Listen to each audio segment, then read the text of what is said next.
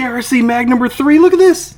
That's me. Look at that. That's me. Look at this right here. Oh my gosh. DARC Mag number 3. They have somehow made the silly mistake of including me in the magazine. Seriously, they actually full interview with me in this magazine, DARC number 3, the biggest edition that they have put out yet, the most pages, the most in-depth coverage.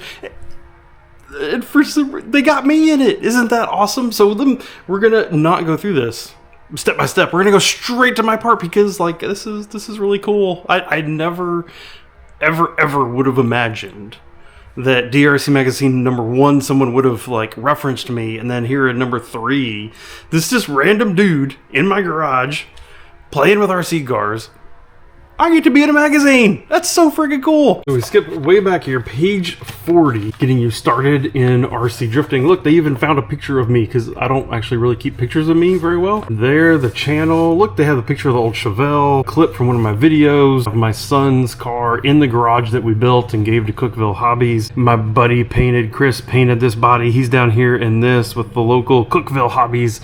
Shout out to the local Cookeville Hobbies crew, some of the folks in there. This is absolutely epic. The folks at DARC reached out and said, hey, we'd like to have like a quick snippet article kind of interview thing with you.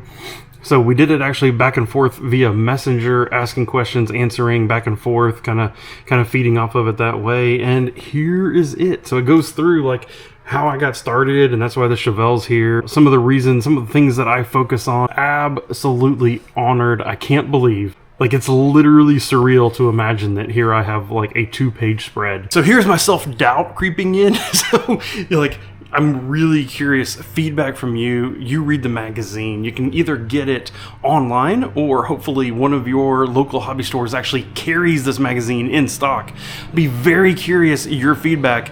What does it sound like when you read that magazine about me? Does it come off, am I a complete moron, idiot?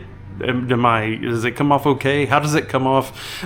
Very self-conscious when it comes to this. So I would love to hear your feedback down in the comments. Like, is this good? Is it bad? Did it come off well? What do you think? Of course, there's a little more to the magazine than just, my article about me, of course. So again, quick shout out up here, front page, inside here. This is where all the places that are currently stocking the magazine and getting shipments in. 4 and 5 here. Yes, these are just advertisements, but I do want to point something out. A 10% off code through A Plastics. If you get the magazine, if you find it online, 10% off code, and they have a new Subaru Impreza body. So I'm kind of cool to see this, where folks are starting to now offer also discounts if you have the DARC magazine, which is really cool. Over here, DS Racing. This is really important. Maybe I'll take a screenshot of it and bring it up. So the DS Racing, they offer a huge selection of RC drift tires, and this little map that they've always provided has been a little bit confusing actually as to which tires are the right way to go for your application. They've remade the map. Look at that. It's so cool. They've remade the map with whether it is good, excellent, or which one is recommended for a specific surface. This might just make it to where DS Racing is now the #1 suggested tire supplier when it comes to different tires for RC drifting, because this is the only thing that was holding them back before, is it was really confusing to choose which tire you needed for a new surface, and now they've got it. A whole bunch of different like people's builds, their chassis that they have. I think it's really interesting here is it's a fun mix of some like more older school budgety stuff versus like super high-end, more modern. And one of the things they've started to do in here is they've asked folks like, how much do you think your build would cost? And so as an example here, $400 to $600. You jump over here, what if we get $2,000 to $2,500? So I think that's really interesting. I love the fact that they actually gave a little bit more of a range. Now, I mean, honestly, $2,600, $2,000, it's still a lot. It's still like on average, the chassis that people are talking about here are still a lot of money. But I'm really curious here with your feedback. Like, what do you think your chassis is worth? So put that down in the video comment. If you had to, like, what is your base chassis with everything in, all in? What is it really worth? They think their chassis are $2,000, $2,500. One, just like I say in the article later, nobody ever asks me to try to see like how to help them get started in RC drifting and spend nearly that much money. But then two, I don't think even majority of the builds that I've done get anywhere near that number. And you can get a very good performing chassis for less less than $1,000, like all in build and everything. So I don't know, just let me know your thoughts. I'm curious to hear this down in the comments. Are you interested in more of the super high-end stuff, or are you actually interested a little bit more in the budget oriented, how to get started as cheap as possible? Here they do a initial review of the DC-10 ready to run. Now I have the DC-10 kit version. I never actually did pick up the ready to run, but yes, it has the Unicorn Mustang, you know, Team Associated's body on it with just some different accessories and different paint job, but body looks amazing. Probably one of the, you know, MST does really good on bodies. This body is really amazing as well. They do point out, right, this is one of the more, I'm going to say, full complete ready to runs on the market, but it's also one of the more expensive. And so that's one of the things that I've always thought with this DC-10 you got to really balance is, yes, it's a good chassis. Yes, it has all the adjustability. Yes, maybe the electronics that come in it are above average. Yes, the shocks that come on it are definitely above average versus what's available in the ready-to-run drift world. But you pay for all of it. So is it really worth it on balance? Is that extra price really worth it or not? I don't know. I've never been able to really come down with a full conclusion as to what I thought. We have some advertisements in here again, and then we get back Mr. Steve from Super G talking about drift battles now and how what you're supposed to do as the lead, what you're supposed to do as the chase, what the judges are looking for, even with images and everything here. Top of the line judging and what you're supposed to be doing. Obviously, it's your local drift track. Maybe they don't follow this, maybe it's not scrutinized this closely. This is definitely the kind of like gold standard that you should strive for. He talks about the lead objective. He talks about the chase objective, and then he says what is the true objectives, right? So these up here are what it is according to the rules, but there's a couple of things here where if you're really trying to win competition, being competitive, how do you maybe make the other person screw up? What do you do? What are some of the tricks? He actually talks about that up here. Now I'm not going to spoil it. You got to read it in the magazine. But I thought this was the part of this magazine that I thought was this article that was really interesting. And then we get into the stuff that I just, you know, I can't even play in this whole arena right here. So all of these artists showcase, all these people building these amazing bodies, really making the cars look good. That's not me.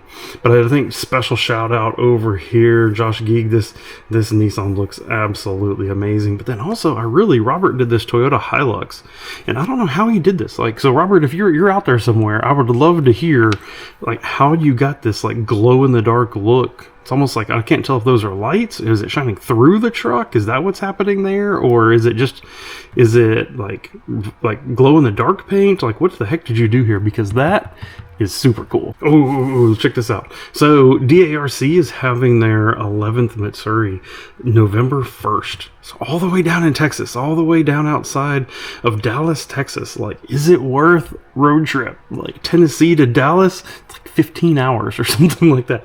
Is it worth a big time road trip or airfare to get down and come to this massive event?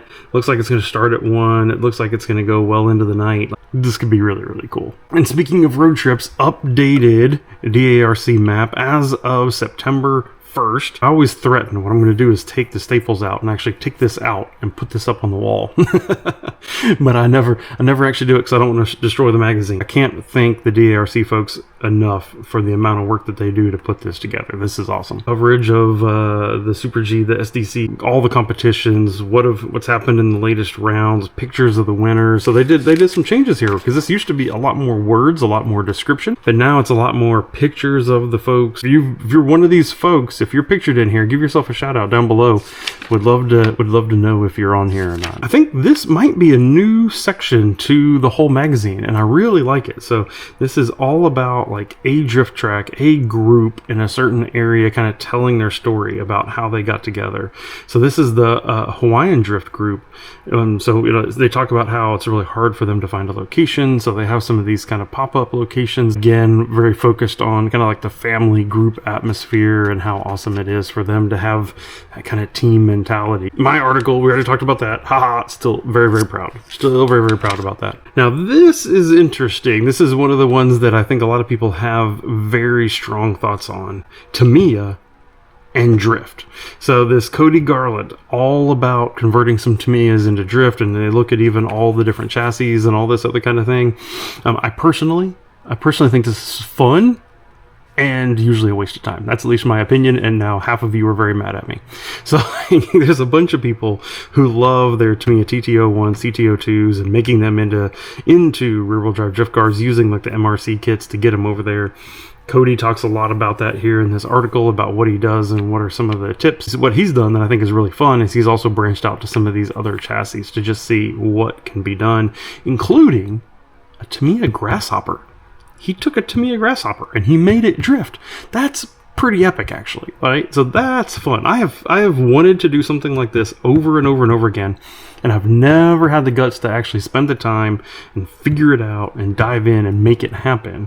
And Cody has. So Cody, I'm going to give you a little bit of grief for doing all of these Tamiya conversions, but this is your passion. You're doing it. You're doing great, and you're doing it fun too, which is really the cool thing. An interview with Jake Daughters, a guy who has been going around doing really good in the comp scene, talks about his history, his path. Adam Ma from the Drift Talk podcast does the interview here. Great job. And then similar to what we saw with the Hawaiian folks, here's the DARC Team Spotlight Rack City RC. I think the best part about this right here, what I think is really, really fun, is Carvin.